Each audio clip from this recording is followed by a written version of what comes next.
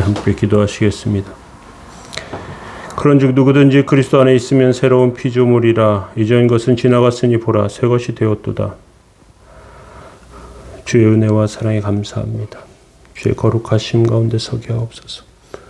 연약한 저희들의 삶에 복을 주시고 하나님의 영광과 역사를 삶을 통해 드러나게 하여 주시고 주님께서 원하시는 길을 가게 하옵시고 오늘도 주의 도우심과 역사가 성도들 삶 가운데 있게 하옵소서. 예수 그리스도 이름으로 기도합니다.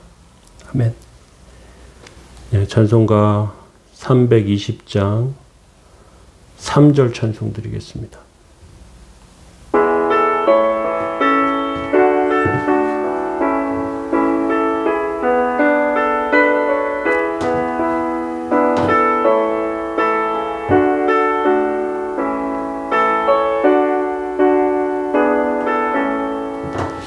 죄의 짐을 풀어주신 주의 능력 그도다. 나를 피로 사신 예수 내 맘속에 오소서. 나를 일꾼 삼으신 주 크신 능력 주시고 언제든지 주 뜻대로 사용하여 주소서. 아멘. 시편 111편 7절에서 10절까지 말씀 보시겠습니다.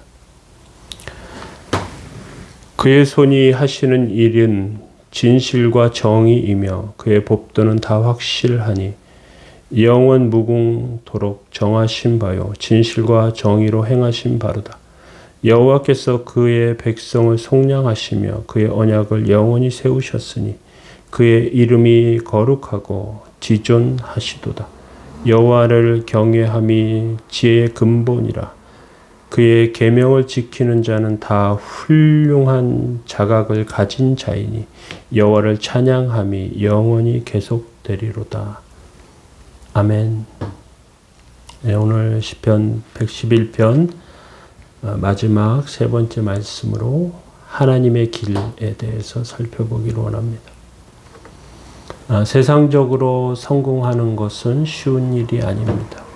운동선수들이 운동의 정점을 찍기 위해서 얼마나 노력하는지 모릅니다.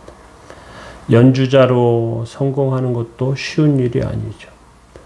또 기업이나 또는 어떤 정치적 지도자로 성공하는 것도 쉽지 않습니다.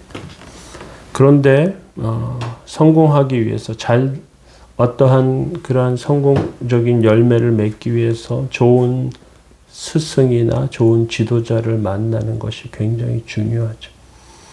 누군가 끌어주는 사람이 없이 혼자 성공하는 것은 굉장히 어렵고 그런 일들 많지 않습니다. 그런데 성공한 사람들, 세상에서 성공하는 길, 그 가운데 압박을 갖지 않고 그냥 자기가 좋은 일 찾아서 쉽게 그렇게 성공하는 것 같지만 그렇지 않습니다. 그러한 길도 실제로 가다 보면 성공의 길은 찾을 수 있겠지만 그러나 생명의 길은 세상의 일 가운데 있지 않습니다. 세상의 성공이 목적이 된다면 그것은 생명을 잃어버리게 됩니다. 그것이 목적이 되면요, 정작 중요한 것을 잃게 됩니다. 우리의 삶 가운데는 그것이 아니라 하나님께서 주신 은혜 가운데, 도우심 가운데 세워져서 그래서 하나님의 뜻을 발견해야 합니다. 우리가 살 수 있는 유일한 길은 하나님밖에 없습니다. 7절과 8절 이렇게 말하죠. 그의 손이 하시는 일은 진실과 정의이며 그의 법도는 다 확실하니 영원 무궁하도록 정하실 바요 진실과 정의로 행하신 바로다. 하나님께서 정의롭고 확실한 길을 우리 가운데 주시는데 그건 말씀 가운데 있습니다.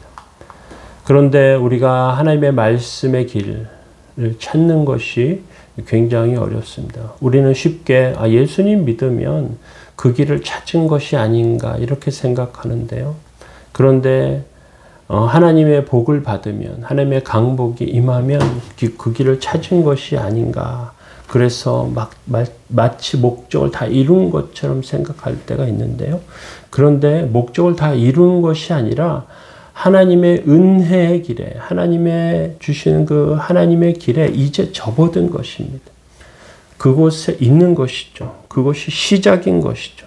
그것이 끝이 아닌 것입니다. 마치 하나님의 나라를 가는 길에 이제 들어선 크리스찬, 그 순례자의 모습과 같습니다. 우리는 더 깊은 하나님의 그 길로 나아가서 더 깊은 은혜의 자리로 들어가야 합니다. 오늘날 한국 교회가 뭔가 이상한 그런 말씀이 판을 치고요. 그리고 교회 이름으로 이루어지는 그 이상한 그런 역사와 모습들을 보면서 왜 이럴까 하는 탄식이 자꾸만 나오는데, 그것은 말씀 속에 길을 찾지 못하고 잃어버린 것으로 보입니다. 하나님은 진실하고 정의로우시고요, 확실합니다. 그런데 하나님의 백성이 그 약속 가운데 서 있지 않고요, 엉뚱한 곳에 빠져들어요. 그래서 잘못된 길로 자꾸만 나아갑니다. 우리는 하나님께서 주시는 길은 진실하고 정의롭다는 것을 기억하시고요. 그리고 하나님은 진실과 정의로 행하시는 분이심을 기억하며 우리 자리를 찾아야 합니다. 계속해서 9절에 보면요. 여호와께서 그의 백성을 속량하시며 그의 언약을 영원히 세우셨으니 그의 이름이 거룩하고 지존하시도다. 속량하시다 하는 말에는요, 포로나 인질 잡힌 자들에게 찾아가서 돈을 주고 건져내는 것을 말합니다. 하나님은 노예된 우리에게 찾아오셔서 우리를 구해내셨습니다. 하나님은 아무리 돈이 많이 들어도 어려워도 우리를 반드시 속량해 내십니다. 그런데 그 속량에는 어떤 조건이 있어요. 우리의 지식, 우리의 열정, 우리의 성공, 혹은 우리의 혈통, 우리의 가문, 우리가 속해 있는 곳이 아닙니다. 사람은 똑똑하고 돈이 많고 열정이 있으면 하나님께서 구원하실 것이라고 생각하지만 이것은 오해예요. 이스라엘 사람들을 하나님께서 애굽에서 구해내신 근거는 단 하나입니다. 조상들과 언약을 세우셨기 때문에 그렇습니다. 그 언약을 기억하시기 때문에 그렇습니다. 우리도 하나님의 도우심을 받으려면 하나님의 언약을 붙들어야 합니다. 그런데 이렇게 언약에 대해서 우리가 주장할 근거가 어디 있습니까? 호세아 2장 23절에 보면 내가 나를 위하여 그를 이 땅에 심고 긍휼히 여김을 받지 못하던 자들을 긍휼히 여기며 내 백성이 아니었던 자들에게 이르기를 너는 내 백성이라 하리니 그들은 이르기를 주는 내 하나님이시라. 백성 아닌 자를 백성이라고 하신단 말이죠.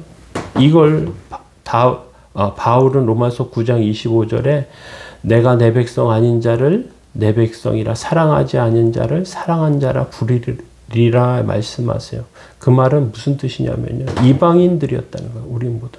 사랑받지 못할 자들이었대요. 원래 하나님 백성이 아니었던 자들이래요. 그런데 사랑한다고 내 백성이라고 부르신대요. 그 말에는 우리가 은혜 받는 것은 어떠한 특별한 무엇이 아니에요. 다 하나님의 뜻 안에 있는 것입니다. 그래서 우리가 사랑받은 자가 되어서 주 앞에 서야 하는 것이죠. 누구든지 그리스도 안에 있으면 새로운 피조물이라 이전 것은 지나갔으니 보라 새 것이 되었다 하는 고린도 후서 5장 17절의 이 말씀은 우리가 어떠한 위치에 어떻게 서는지를 기억하게 하는 것입니다.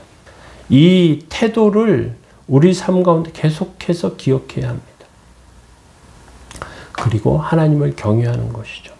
10절에 보면 이렇게 말합니다. 여호와를 경외함이 지혜의 근본이라 그의 계명을 지키는 자는 다 훌륭한 자각을 가진 자이니 여호와를 찬양함이 영원히 계속하리로다. 이렇게 되어 있습니다.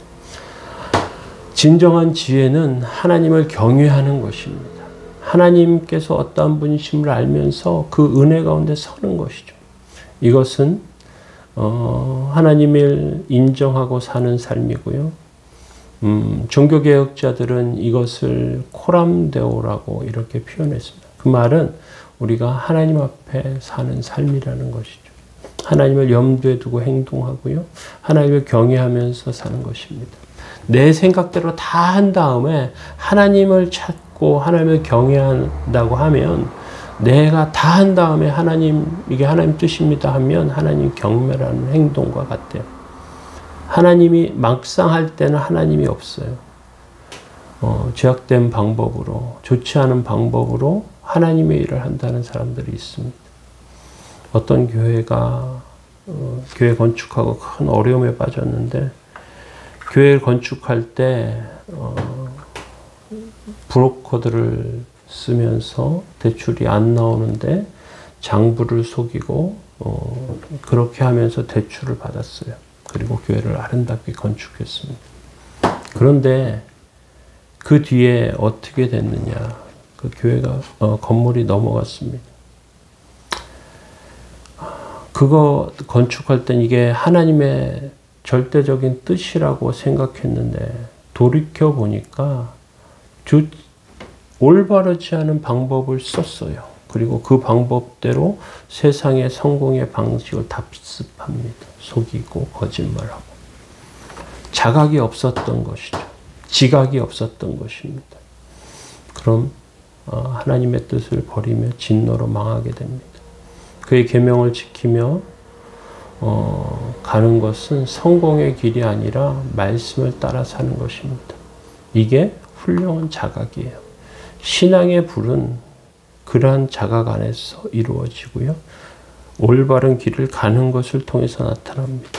이전 것은 지나갔으니 보라 새 것이 되었다. 새로운 길을 가는 것이죠.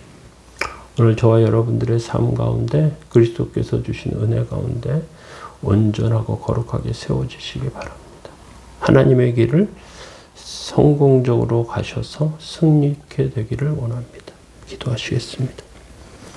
그런즉 누구든지 그리스도 안에 있으면 새로운 피조물이라 이전 것은 지나갔으니 보라 새 것이 되었도다. 거룩하신 하나님 은총과 은혜 감사합니다. 주의 도우심과 은혜 가운데 세워주옵소서. 연약함 가운데 온전케 하옵소서. 예수 그리스도의 이름으로 기도합니다. 아멘. 교회를 위해서 기도해 주실 때 특별히 목회자가 주 앞에 바로 설 수 있도록 그렇게 기도해 주시면 좋겠습니다. 나라와 민족을 위해서 함께 기도해 주십시오.